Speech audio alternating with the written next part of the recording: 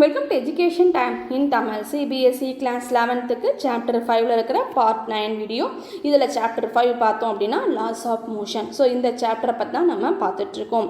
இப்போ conservation of momentum அப்படிங்கிற டாப்பிக்கை பற்றி நம்ம இந்த வீடியோவில் பார்க்க போகிறோம்.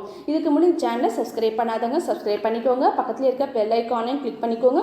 அப்போ தான் நம்ம அடுத்து போகிற வீடியோ நோட்டிஃபிகேஷன் உங்களுக்கு உடனே கிடைக்கும். ஓகே, ஸோ இப்போ நம்ம கன்சர்வேஷன் ஆஃப் மொமெண்டம் அப்படின்னா என்ன அப்படின்னு பார்க்க போகிறோம். கன்சர்வேஷன் அப்படின்னா என்ன? மொமெண்டம் அப்படிங்கிறது மாறாமல் இருக்கும், அதுதான் கன்சர்வேஷன் ஆஃப் மொமெண்டம் அப்படின்னு சொல்கிறோம்.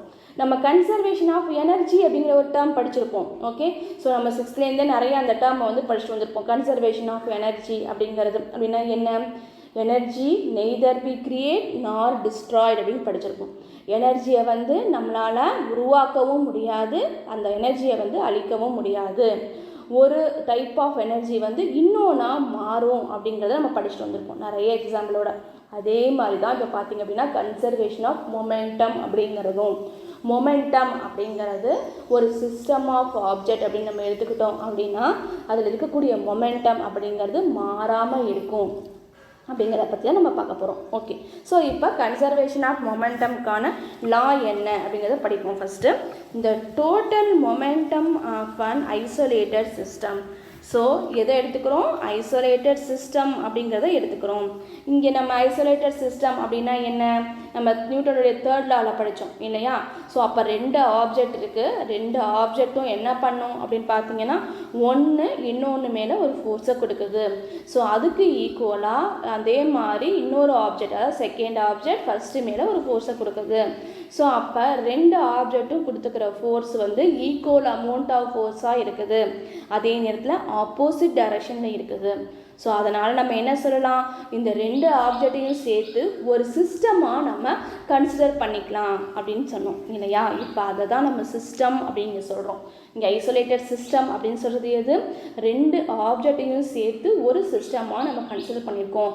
அந்த மாதிரி ஒரு சிஸ்டம் எடுத்துக்கிட்டோம் அப்படின்னா அந்த சிஸ்டத்தோட டோட்டல் மொமெண்டம். ஓகே, டோட்டல் மொமெண்டம்ங்கிறது அந்த சிஸ்டத்தோட டோட்டல் மொமெண்டம்னா சிஸ்டத்தில் 2 ஆப்ஜெக்ட் இருக்குது இல்லையா? ஸோ அதுதான். ஸோ அந்த சிஸ்டத்தோட டோட்டல் மொமெண்டம் அப்படிங்கிறது மாறாது. எப்போ? Interacting particle is conserved. அப்போ அந்த சிஸ்டத்தில் இருக்கக்கூடிய பார்ட்டிக்கலுக்கு நடுவில் நமக்கு இன்ட்ராக்ஷன் நடக்குது. இன்ட்ராக்ஷன் நடக்குதுன்னா என்ன அர்த்தம்? அப்போ அந்த பார்ட்டிக்கல் நடுவில் ஃபோர்ஸ் அப்படிங்கிறது ஆக்ட் ஆகுது. ஃபோர்ஸ் ஆக்டானா என்ன ஆகும்? மொமெண்டம் சேஞ்ச் ஆகும். ஸோ அப்போ மொமெண்டம் சேஞ்ச் ஆகும் பொழுதும் அதனுடைய மொமெண்டம், டோட்டல் மொமெண்டம் அப்படிங்கிறது மாறாமல் இருக்குது அப்படின்னு சொல்கிறது தான் கன்சர்வேஷன் ஆஃப் மொமெண்டம் அப்படிங்கிற லா. ஓகேவா? சரி, இப்போ லாவை படித்தாச்சு. நம்ம அதுக்கப்புறம் என்ன பண்ண போகிறோம்? அதுக்கான 2 எக்ஸாம்பிள் நம்ம பார்க்க போகிறோம். அதை பார்க்கும்பொழுது நமக்கு எப்படி கன்சர்வேஷன் ஆஃப் மொமெண்டம் அப்படின்னு சொல்கிறோம் அப்படிங்கிறது கிளியராக உங்களுக்கு புரியும். ஓகே, ஸோ இப்போ அதுக்கு நம்ம ஃபஸ்ட்டு எக்ஸாம்பிளுக்கு இந்த சிஸ்டம் அப்படின்னு நம்ம எதை எடுத்துக்க போகிறோம் அப்படின்னு பார்த்தீங்கன்னா இந்த புல்லட்டு கன்னு. ஓகேவா? ஸோ இப்போ ஒரு கன் எடுத்துக்கிறோம் அப்படின்னா அதில் புல்லட்டை இன்சர்ட் பண்ணி வச்சுருக்கோம். இப்போ அந்த புல்லட்டும் கன்னும் சேர்ந்து தான் நமக்கு ஒரு சிஸ்டமாக கிடைக்க போகுது. அதுதான் ஐசோலேட்டட் சிஸ்டம் அப்படிங்கிறது. ஓகே, ஸோ இப்போ ரெஸ்ட்டில் இருக்குது. அந்த புல்லட்டும் கன்னும் என்னவாக இருக்குது? ரெஸ்ட் பொசிஷனில் இருக்குது அப்படின்னு வச்சுக்கோங்க. ஓகேவா? ஸோ இப்போ அந்த புல்லட்டு கன்னெல்லாம் ஃபயர் பண்ணலை, ரெஸ்ட் பொசிஷனில் இருக்குது. அப்போ அதனுடைய இனிஷியல் மொமெண்டம் அப்படிங்கிறது என்ன இருக்கும் நமக்கு? ஸோ இனிஷியல் மொமெண்டம் அப்படிங்கிறது என்ன இருக்கும்? அங்கே எந்த ஃபோர்ஸுமே ஆக்ட் ஆகலை, ஏன்னா ரெஸ்ட் பொசிஷனில் இருக்குது. அப்போ அதில் ஆக்ட் ஆகிற ஃபோர்ஸ் 0. ஓகே, ஸோ ரெஸ்ட்டாக இருக்கும்போது எந்த ஃபோர்ஸும் ஆக்ட் பண்ணல, அப்போ ஃபோர்ஸ் 0. அப்போ அதனுடைய மொமெண்டம் என்னவாக இருக்கும்? ஃபோர்ஸ் 0னா வெலாசிட்டி இருக்காது. ஸோ வெலாசிட்டி இல்லை, ஆப்ஜெக்ட் ரெஸ்ட் பொசிஷனில் இருக்குன்னா வெலாசிட்டி 0, அப்போ மொமெண்டம் 0. ஸோ அப்போ இனிஷியல் மொமெண்டம் இந்த சிஸ்டத்துக்கான கன்னுக்கும் புல்லட்டுக்குமான இனிஷியல் மொமெண்டம் 0 அப்படின்னு நம்ம வச்சுக்கலாமா? ஓகே, ஸோ அப்போ இனிஷியல் மொமெண்டம் 0 நம்ம நோட் பண்ணியாச்சு. அடுத்தது நம்ம என்ன பண்ண போகிறோம்? இந்த கன்னுக்கும் புல்லட்டுக்குமான இன்ட்ராக்ஷன் நடக்க போகுது. அதான் இன்ட்ராக்டிங் பார்ட்டிக்கல்னு சொன்னோம் இல்லையா? ஸோ அப்போ கன்னுக்கும் புல்லட்டுக்கும் ஒரு இன்ட்ராக்ஷன் நடக்க போகுது. அப்போன்னா அது என்ன அர்த்தம்? அதில் ஃபோர்ஸ் செயல்பட போகுது. சரி, இப்போ அதுக்கு நம்ம என்ன பண்ண போகிறோம்? நியூட்டனுடைய 3rd லா ஆஃப் மோஷன் படி என்ன ஆக்ட் ஆகுது அப்படின்னு பார்க்குறோம். இந்த bullet is fire from a கன்னில் புல்லட்டை நம்ம ஃபயர் பண்ணுறோம். கன் மூலமாக என்ன பண்ணுறோம்? புல்லட்டை ஃபயர் பண்ணுறோம். ஓகே, ஸோ அப்போ அங்கே என்ன நடக்கும்? if the force on the bullet by the gun is capital F vector. Okay, so அப்போ ஃபோர்ஸ் கிடைக்கிது எதுக்கு, ஃபயர் பண்ணுறது மூலமாக புல்லட்டுக்கு கன்னுனால் ஒரு ஃபோர்ஸ் கிடைக்கிது, புல்லட் மேலே ஒரு ஃபோர்ஸ் செயல்படுது, எது மூலமாக, கன்னு கொடுக்குற ஃபோர்ஸு. ஓகே, ஸோ அப்போ ஒரு கன் வந்து ஃபோர்ஸை கொடுத்து அந்த புல்லட்டை ஃபயர் பண்ணுது. அப்போ புல்லட்டுக்கு கிடைச்ச ஃபோர்ஸை நம்ம என்னென்னு எடுத்துக்கிறோம், கேபிட்டல் F vector அப்படின்னு எடுத்துக்கிறோம். ஓகே, ஸோ அதே நேரத்தில் நம்ம கன்சிடர் பண்ணது ஒரு சிஸ்டம் இல்லையா. ஸோ ஒன்றுக்கு நம்ம எவ்வளோ ஃபோர்ஸ்ன்னு கண்டுபிடிச்சாச்சு, புல்லட்டுக்கு எவ்வளோ ஃபோர்ஸ்ன்னு சொல்லியாச்சு. அடுத்தது, இந்த force on the gun by the bullet is minus F vector. அதே நேரத்தில் புல்லட்டுனால கன்னுக்கு கிடைக்கக்கூடிய ஃபோர்ஸ் என்ன அப்படின்னு பார்த்தீங்கன்னா மைனஸ் F vector. ஏன் மைனஸ் F போட்டோம், இதனுடைய தேர்ட் லா படி ஆப்போசிட் டைரக்ஷனில் கிடைக்குது. ஓகே, ஸோ அதனால தான் நம்ம சிஸ்டம் ஆஃப் பார்ட்டிக்கலாக நம்ம கன்சிடர் பண்ணிக்கிட்டோம், ஒரு சிஸ்டமாக நம்ம கன்சிடர் பண்ணிக்கிட்டோம் புல்லட்டையும் கன்னையும். ஏன்னா நியூட்டனோட தேர்ட் லா படி கன்னு வந்து புல்லட்டுக்கு கொடுக்குற ஃபோர்ஸு கேபிட்டல் F, புல்லட் வந்து கன்னுக்கு கொடுக்கக்கூடிய force minus capital F vector. Okay, so இப்போ தேர்ட் லா வந்து ஒபே ஆகுதா இங்கே. Okay, so according to the third law the two force act for the common interval of time del t. அப்போ third law படி இந்த ரெண்டு ஃபோர்ஸும் எவ்வளோ நேரம் ஆக்ட் ஆகுது, ஒரே இன்டர்வல் ஆஃப் டைமில் தான் ஆக்ட் ஆகுது. அட் டைமில் தானே ரெண்டுமே நடக்கும். ஸோ ஃபயர் பண்ணும்பொழுது டக்குன்னு என்ன ஆகும், புல்லட்டுக்கு ஒரு ஃபோர்ஸ் கிடச்சி புல்லட் வந்து வேகமாக வெளில போகும். அதே மாதிரி புல்லட் என்ன பண்ணும், ஒரு ஃபோர்ஸை வந்து கன்னுக்கு கொடுக்கும், அதனால் கன்னு வந்து பின்னாடி வந்து என்ன ஆகும், நமக்கு மூவ் ஆகும். ஓகே, ஸோ இந்த பிக்சரை பாருங்கள். இந்த பிக்சரில் கேபிட்டல் M அப்படின்னு நம்ம போட்டிருக்கிறது கன்னோட மாசு. ஓகே, ஸோ மொமெண்டம்னா நமக்கு மாஸ் கண்டிப்பாக இருக்கும்.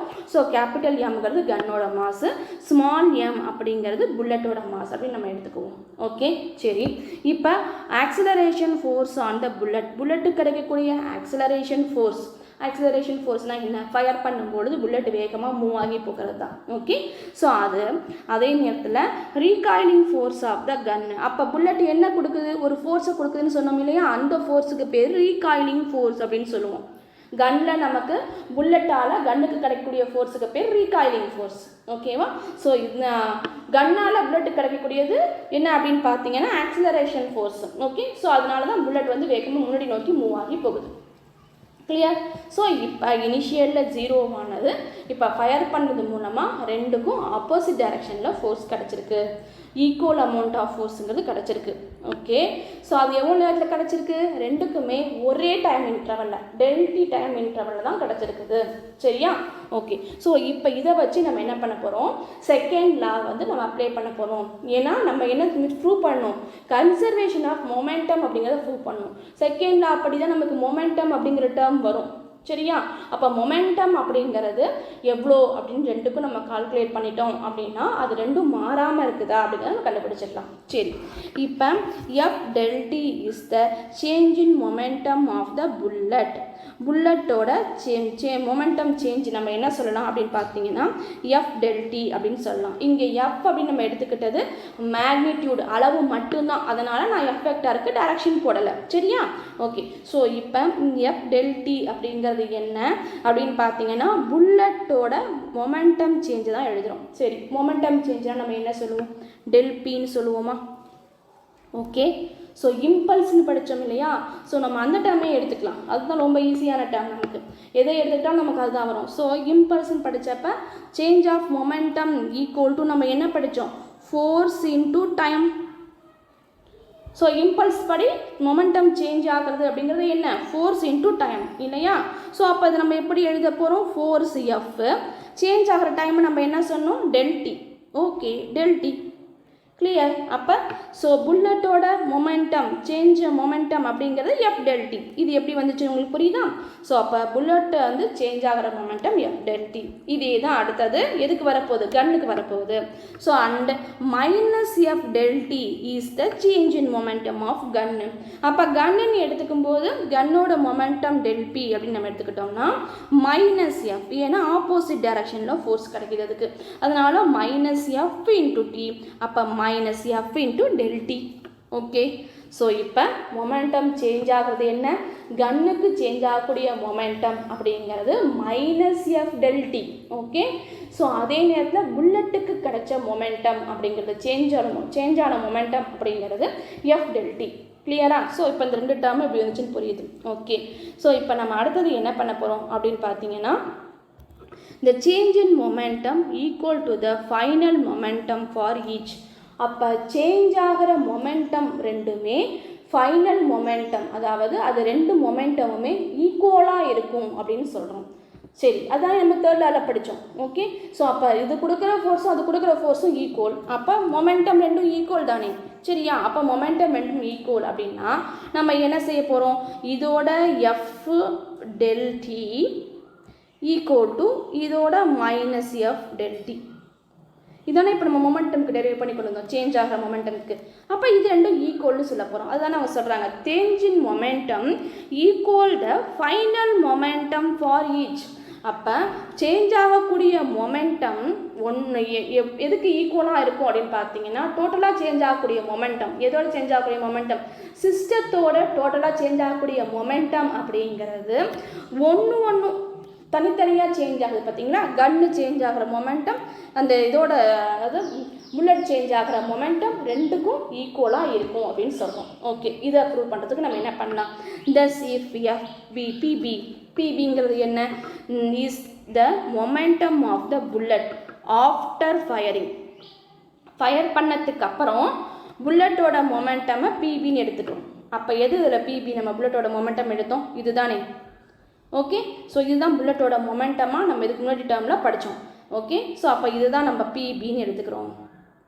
இது என்னது, பிபிங்கிறது புல்லட்டோட மொமெண்டம் எப்போ ஃபயர் பண்ணதுக்கு அப்புறம் நமக்கு புல்லட்டோட மொமெண்டம். இது இப்போ பிபிங்கிறது எதுக்கு equal, P B equal to F del t equal fire பண்ணதுக்கு அப்புறம். ஓகே, அதே மாதிரி and P G is the recoiling momentum of the gun. அப்போ பிஜிங்கிறது என்ன, கன்னோட ரீகாயிலிங் மொமெண்டம். அப்படின்னா என்ன, கன்னுக்கு கிடைச்ச மொமெண்டம் எப்போ, ஆஃப்டர் ஃபயரிங்க்கு அப்புறம் கன்னுக்கு கிடைச்ச மொமெண்டம் அப்படிங்கிறது பிஜி இல்லையா. ஸோ அப்போ இது எதுக்கு ஈக்குவல் நமக்கு, -f del t. Okay, so இந்த டேர்மோட ரிலேட் பண்ணிட்டோமா அப்போ மொமெண்டத்தை. ஓகேவா, நம்ம டெல்பின்னு வச்சுருந்தோம், இப்போ பிபி பிஜின்னு சொல்லிட்டாங்க. ஏன்னா இது வந்து புல்லட்டுக்கு கிடச்சது, இது வந்து கன்னுக்கு கிடச்சது, அதனால் பிபி பிஜின்னு வச்சுக்கோங்க அப்படின்னு சொல்லிட்டோம். ஓகே, ஸோ இப்போ ஃபஸ்ட்டு டேர்ம் என்ன சொல்லியிருக்காங்க, நமக்கு change in momentum equal the final momentum for each. அப்போ இது ரெண்டுமான மொமெண்டம் ஈக்குவல், நம்ம தேர்ட் லா படி என்ன சொன்னோம், PG equal to -PB. Okay, ஏன்னா எஃப் del t இங்கேயும் எஃப் del t. அப்போ இது ரெண்டும் ஈக்குவல் நமக்கு இல்லையா, ஃபோர்ஸ் ரெண்டும் நமக்கு ஈக்குவல், இது ரெண்டும் ஈக்குவல் நம்ம சொன்னோம். ஸோ ரெண்டு மாறிச்சப்போ இங்கே பிபி இருக்குது, அதே தான் இங்கே பிஜி இருக்குது, நமக்கு இங்கே நெகட்டிவ் சைன், அதனால் இங்கே நெகட்டிவ் சைன். அப்போ இது ரெண்டும் ஈக்குவல், அதுதான் இந்த டேர்ம். ஓகேவா, ஸோ ஃபோர்ஸும் டைமும் ஈக்குவல் அப்படிங்கும் பொழுது நமக்கு பிஜியும் பிபியும் ஈக்குவல், பட் டைரக்ஷன் மட்டும்தான் வேறு, அதனால் நெகட்டிவ் சைன். ஓகே, ஸோ இது நம்ம வேறு எப்படி எழுதலாம், that is PB plus PG equal to 0. இங்கே பிபிங்கிறது புல்லட்டோட மொமெண்டம், பிஜி அப்படிங்கிறது கன்னோட மொமெண்டம். அப்போ ரெண்டு மொமெண்டமும் நம்ம சேர்க்கும் பொழுது நமக்கு என்ன கிடைக்கும் அப்படின்னு பார்த்தீங்கன்னா 0 அப்படின்னு நமக்கு கிடைக்கும். ஏன், அப்போ இனிஷியல் மொமெண்டம் நமக்கு அங்கே என்ன, கன்னு நம்ம ஃபயர் பண்ணுறதுக்கு முன்னாடி கன் ரெஸ்ட்டில் இருக்கும்போது அந்த இனிஷியல் மொமெண்டம் என்ன 0. இப்போ ஃபைனல் மொமெண்டம் என்ன நமக்கு 0. நல்லா நோட் பண்ணிக்கோங்க, பிபி பிஜி அப்படிங்கிறது சிஸ்டம் ஆஃப் பார்ட்டிக்கல்னு நம்ம எடுத்துக்கிறோம். ஓகேவா, அப்போ அந்த சிஸ்டம் ஆஃப் பார்ட்டிக்கிளுடைய மொமெண்டம் அப்படிங்கிறது 0. ஓகே, ஸோ தனித்தனி மொமெண்டம் கிடையாது, சிஸ்டம் ஆஃப் பார்ட்டிக்கிள் நம்ம நினச்சிக்கணும். அப்போ தான் நமக்கு இங்கே 0 போட முடியும். தனித்தனியாக நம்ம போட்டோம்னா நமக்கு 0 வரக்கூடாது. சரியா, ஓகே, ஸோ அதுதான் இந்த டேர்ம். ஓகே, நியூட்டனோட தேர்ட் லா படி. அப்போ PB + PG = 0. ஏன்னா சிஸ்டம் ஆஃப் மொமெண்டம் அப்படிங்கிறது ஃபயர் பண்ணுறதுக்கு முன்னாடியும், அதாவது கன் ரெஸ்ட்டில் இருக்கும் பொழுதும், ஃபயர் பண்ணதுக்கு அப்புறம், அதாவது கன்னில் ஃபோர்ஸ் ஆக்ட் ஆனதுக்கு அப்புறமும் அதனுடைய மொமெண்டம் அப்படிங்கிறது மாறலை. ஏன்னா ஃபயர் பண்ணுறதுக்கு முன்னாடியும் 0, ஃபயர் பண்ணதுக்கு அப்புறமும் அதனுடைய மொமெண்டம் நம்ம பார்க்கும் பொழுது ரெண்டோட வேல்யூ 0 தான் நமக்கு கிடச்சிச்சு. சரியா? Okay. So that is the total momentum of the bullet plus gun system is, நல்லா நோட் பண்ணிக்கணும், சிஸ்டம் இஸ் கன்சர்வ்டு. புல்லட்டும் கன்னும் சேர்ந்த சிஸ்டமோட மொமெண்டம் அப்படிங்கிறது கன்சர்வ்டு அப்படின்னு நம்ம ப்ரூவ் பண்ணியாச்சு. clear? okay. So the mutual force for each pair are equal and opposite. அப்போ ஒரு பேரில் மியூச்சுவலான ஃபோர்ஸ் அப்படிங்கிறது ரெண்டுக்குமே ஈக்குவலாகவும் இருக்குது, அதே நேரத்தில் ஆப்போசிட் டைரக்ஷன்லையும் இருக்குது. ஓகே, மியூச்சுவல் ஃபோர்ஸ்னால் என்ன? ஒன்று இன்னொன்றுக்கு கொடுக்கக்கூடிய ஃபோர்ஸ். புல்லட்டு கன்னுக்கு கொடுத்த ஃபோர்ஸ், கன்னு புல்லட்டுக்கு கொடுத்த ஃபோர்ஸ், இது ரெண்டு தான் மியூச்சுவல் ஃபோர்ஸ் அப்படின்னு சொல்கிறோம். இந்த மியூச்சுவல் ஃபோர்ஸ் அப்படின்னு எடுத்துக்கிட்டோம்னா ஃபார் ஈச் பேர், ஒவ்வொரு பேர்லையும் ஆர் ஈக்குவல் அண்ட் ஆப்போசிட், ஈக்குவலாகவும் இருக்கும், ஆப்போசிட் டைரக்ஷன்லையும் இருக்கும். இங்கே நம்ம எடுத்துக்கிட்ட பேர் என்ன அப்படின்னு பார்த்தீங்கன்னா புல்லட்டும் கன்னும். Okay, the momentum change cancel in pairs and the total momentum remaining unchanged. அப்போ ரெண்டு இதுக்கும் தனித்தனியாக நம்ம மொமெண்டம் எடுத்தோம் அப்படின்னா அந்த பேரோட மொமெண்டம் அப்படிங்கிறது நமக்கு மாறாது. பேரோட மொமெண்டம் ரெண்டையும் நம்ம எடுக்கும் பொழுது அது வந்து மாறாது, அது டோட்டல் மொமெண்டம் அப்படிங்கிறது சேஞ்ச் ஆகாது. ஓகே, ஸோ இந்த fact is known as the law of conservation of momentum. அப்போ இந்த விஷயத்துக்கு பேர் தான், இந்த உண்மைக்கு பேர் தான் என்னது? Law of conservation of momentum அப்படின்னு சொல்கிறோம். கிளியர்? ஓகே, சரி. இப்போ நம்ம இதுக்கு இன்னொரு எக்ஸாம்பிள் பார்க்க போகிறோம். ஓகேவா? ஸோ இதுவும் ரொம்ப இம்பார்ட்டண்ட்டான எக்ஸாம்பிள், எல்லாத்துலேயும் நம்ம கேட்கக்கூடிய எக்ஸாம்பிள் இதுதான். ஸோ எக்ஸாம்பிள் என்ன அப்படின்னு பார்த்தீங்கன்னா, இந்த கொல்யூஷன் ஆஃப் டூ பாடி, ரெண்டு பாடி மோதிக்கும் பொழுது. ஓகே, ஸோ கார் ரெண்டும் மோதிக்குச்சு அப்படின்னா நம்ம நிறைய இடத்துல இதெல்லாம் பார்க்குறோம் இல்லையா? அப்போ ரெண்டு பாடி வந்து ஒன்றோட ஒன்று மோதிக்கும் பொழுது அதோடைய எஃபெக்ட் எப்படி இருக்கும் அப்படின்னு பார்க்குறோம். ஓகே, ஸோ அதுதான் வந்து இந்த கொல்யூஷன் ஆஃப் டூ பாடிஸ் அப்படிங்கிறது. ஓகே, ஸோ இதுக்கு முன்னாடி நம்ம டீட்டெயிலாக பார்த்தாச்சு, இதை நான் உங்களுக்கு டேரெக்டாகவே சொல்கிறேன். Okay, so consider two body A and B. இப்போ ஏபி, இந்த பாடிக்கு ஏனும் இந்த பாடிக்கு பின்னு நம்ம பேர் வச்சுக்குவோம். ஏபி அப்படிங்கிற ரெண்டு பாடி இருக்குது. ஸோ இந்த இனிஷியல் மொமெண்டம் பிஏ, அப்போ சாரி இதை ஏன்னு போட்டுக்குவோமா? சரி, இப்போ இனிஷியல் மொமெண்டம் இதுக்கு வந்து பிஏ அப்படின்னும் இதை வந்து பிபி அப்படின்னு நோட் பண்ணிக்கிறோம். ஓகே, ஸோ அப்போ இப்போ ரெண்டு பாடி எடுத்தாச்சு, இது ஏ இது பி அப்படிங்கிறது. அப்போ இதனுடைய இனிஷியல் மொமெண்டம் பிஏ, இதனுடைய initial momentum P B. Clear? Okay, so இந்த body collide get a part with final momentum. Body கொலைடுனா என்ன? இந்த ஆப்ஜெக்ட் என்ன பண்ணுது? M1 அப்படிங்கிற ஆப்ஜெக்ட்டு M2 அப்படிங்கிற ஆப்ஜெக்ட் மேலே மோத போகுது. ஓகே, ஸோ இது பிஃபோர் கொல்யூஷன். ஓகேவா? ஸோ அப்போ மோதிடுச்சு, ஏன்னா இது ரெஸ்ட்டில் இருக்குது, இது ரெஸ்ட் பொசிஷனில் இருக்குது, இதுதான் வந்து இப்போ மோத போகுது. மோதிடுச்சு அப்படின்னா ஒரு பர்டிகுலர் வெலாசிட்டியில் அது மேலே அது மோதிடுச்சு. ஓகேவா? ஸோ அப்போ இந்த body collide get a part with final momentum P'(A). அப்போ இதனுடைய ஃபைனல் மொமெண்டம் எதுக்கப்புறம்? மோதினத்துக்கு அப்புறம். ஓகே, ஸோ மோதினத்துக்கு அப்புறம் இதனுடைய ஃபைனல் மொமெண்டம் என்னென்னு எடுத்துக்கிறோம் அப்படின்னு பார்த்தீங்கன்னா P'(A). ஓகே, ஸோ அப்போ இதனுடைய ஃபைனல் மொமெண்டம் மோதினத்துக்கு அப்புறம் பியோட ஃபைனல் மொமெண்டம் என்ன? P'(B). Okay, so respectively by the second law, நியூட்டனுடைய செகண்ட் லா அப்படி என்ன பண்ணுவோம்? மொமெண்டமை டிரைவ் பண்ணி கொண்டு வர போகிறோம். மொமெண்டம் அப்படிங்கிறது என்ன? First PA initial momentum equal to என்ன வரும் நமக்கு? எஃப்ஏபி இன்டூ டெல்டி, அதாவது initial momentum F into del T force into time. இதுதான் நம்ம ஃபஸ்ட்டு எக்ஸாம்பிள் டெரைவ் பண்ணி கொண்டு வந்தோம். ஓகே, ஸோ அதே மாதிரி பிபிக்கு எஃப்பி இன்டூ டெல்டி இப்படி எடுத்துக்கலாமா? ஓகே, ஸோ ரெண்டுக்கு டைம் ஒரே டைப் தான் நடக்க போகுது, டைம் சேஞ்ச் ஆகாது. ஓகே, ஸோ அதனால் நம்ம இப்படி எடுத்துக்கிறோம். இப்போ ரெண்டு பார்ட்டிகளையும் பிஏ இது தனியாக எழுதியிருக்கும், ஏவோட மொமெண்டம் தனியாக எழுதியிருக்கும், பியோட மொமெண்டம் தனியாக எழுதியிருக்கும். அப்போ ரெண்டும் இப்போ வந்து என்ன ஆகுது? செகண்ட் லா படி ரெண்டும் கொல்யூஷன் ஆனதுக்கப்புறம் பார்த்தீங்க அப்படின்னா ரெண்டுக்கும் எஃப்ஏபிங்கிறது இங்கே என்ன? ஓகே. ஸோ இங்கே FABன்னு எழுதியிருக்கோம். FAவை FABன்னு எழுதிட்டோம். என்ன அர்த்தம்? ஏங்கிற பார்ட்டிகளுக்கு பியால் கிடைச்ச மொமெண்டம். ஓகே. ஸோ அதோட டைம் ஏங்கிற பார்ட்டிகளுக்கு பியால் கிடைச்ச ஃபோர்ஸ், இங்கே F தானே எழுதியிருக்கோம், அதனால ஃபோர்ஸு, அதுக்கான டைம் அது என்ன சொல்லுவோம் நமக்கு?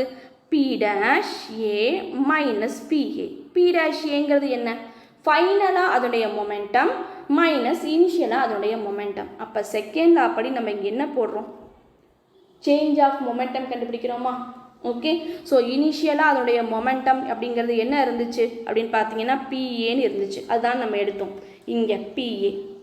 ஃபைனலாக அதனுடைய மொமெண்டம் கொல்யூஷனுக்கு அப்புறம் என்ன இருந்துச்சு? P'. கிளியர்? ஓகே. ஸோ அப்போ FAB∆T அப்படிங்கிறது என்ன? நமக்கு change of momentum. Momentum change ஆகுடைய வேல்யூ. சேஞ்ச் ஆஃப் மொமெண்டத்தை நம்ம என்னென்ன எழுதுவோம்? Final momentum minus initial momentum. Okay. So அப்போ final momentum P' minus initial momentum PA. Clear? So அதனுடைய ரிசல்ட் என்ன நமக்கு? FAB∆T. ஓகேவா? ஸோ அதே மாதிரி இப்போ பிக்கு எடுக்கிறோம். பிக்கு initial momentum PB, final momentum P'B. அப்போ சேஞ்ச் ஆஃப் மொமெண்டம் அப்படிங்கிறது final momentum minus initial momentum. So அப்போ P'B மைனஸ் PB. இதுதான் இந்த சைடு நம்ம எழுதியிருக்கோம். ஸோ இதனுடைய ரிசல்ட் நமக்கு என்ன கிடைக்கும்? ஃபோர்ஸ், மொமெண்டம்ங்கிறது ஃபோர்ஸ் இன்ட்டு டைம் இல்லையா? ஸோ அப்போ ஃபோர்ஸு பி மேலே ஏயால் கிடச்சது இன்ட்டு ∆T டயத்தில், அதுதான் இந்த டேர்ம். ஓகே. ஸோ இப்போ செகண்ட் லா படி மொமெண்டம் சேஞ்சை நம்ம எழுதியிருக்கோம். கிளியர்? ஓகே. ஸோ இப்போ அடுத்தது என்ன பண்ண போகிறோம்? இந்த time for which the two body are in constant. Okay. So அப்போ ரெண்டு இதுக்கு வந்து பார்த்தீங்க அப்படின்னா constant CON STNT constant. Okay. இது கான்ஸ்டன்ட் டேர்ம்னு வரணும். ஏன்னா ரெண்டு இதுக்குமே டைம் இன்டர்வல் வந்து நமக்கு மாறலை. ஓகேவா? ஸோ அதனால் இப்போ ∆T இருக்குது பார்த்தீங்களா? அப்போ இதை நம்ம கேன்சல் ஆகிடும். ஓகே. ஸோ அப்போ மொமெண்டம் சேஞ்ச் ஆகும்போது டைம் இன்டர்வல் அப்படிங்கிறது ஒரே அளவு தான் இருந்துச்சு, அதனால் ரெண்டு ∆Tயும் ஒரே அளவு தான். ஸோ அது நமக்கு கேன்சல் ஆகிடும். So since FAB = minus FBA, அப்போ இந்த ஆப்ஜெக்ட் இதுக்கு கொடுத்த ஃபோர்ஸு FAB. ஓகே. ஸோ அப்போ இது நேரத்தில் கொடுத்த ஃபோர்ஸு FBA ரெண்டுமே என்ன ஆகும்? தேர்ட் லா படி ஈக்குவலாக இருக்கும், அதே நேரத்தில் ஆப்போசிட் டைரக்ஷனில் இருக்கும். சரி. அப்போ மொமெண்டம் ரெண்டையும் ஈக்குவல் பண்ணலாமா? ஓகேவா? சேஞ்ச் ஆஃப் மொமெண்டம் ரெண்டையும் ஈக்குவல் பண்ணலாமா? சரி. அப்போ P'A minus PA = minus of இந்த டேர்மு இதுக்கு பதிலாக நம்ம என்ன பண்ணியிருக்கோம்? இதை சப்ஸ்டியூட் பண்ணியிருக்கோம், அவ்வளோதான்.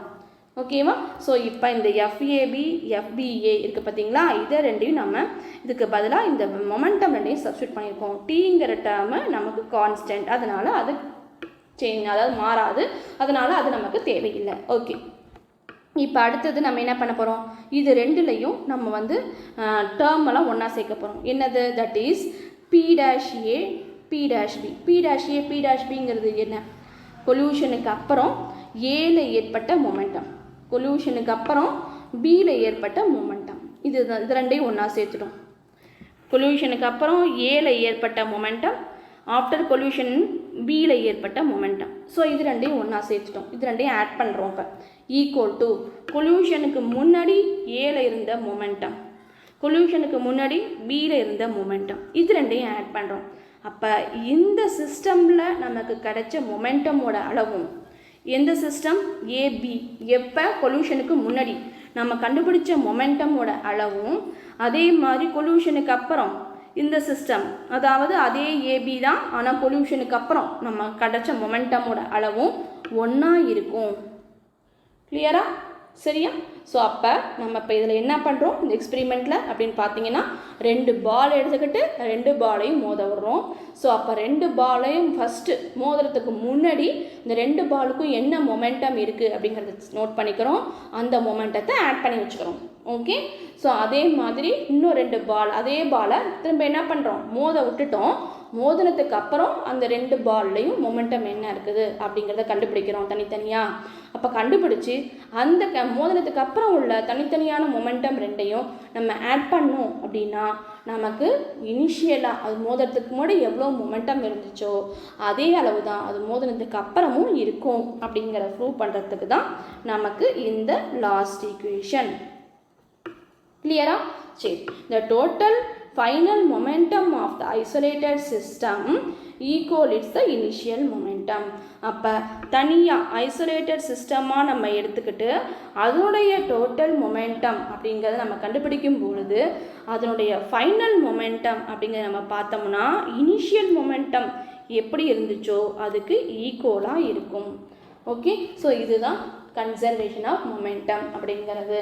சரியா? இப்போ நம்ம 2 எக்ஸாம்பிள் மூலமாக கன்சர்வேஷன் ஆஃப் மொமெண்டம் அப்படிங்கிறத நம்ம கிளியராக அண்டர்ஸ்டாண்ட் பண்ணிக்கிட்டோம். ஓகே, சரி. ஸோ இந்த வீடியோவில் சொன்ன விஷயங்கள் எல்லாமே உங்களுக்கு ஈஸியாக புரிஞ்சிருக்கும் அப்படின்னு நினைக்கிறேன். இந்த வீடியோ உங்களுக்கு பிடிச்சிருந்தா லைக் பண்ணுங்கள், ஷேர் பண்ணுங்கள், சப்ஸ்கிரைப் பண்ணுங்கள். தேங்க்யூ. தேங்க்ஸ் ஃபார் வாட்சிங்.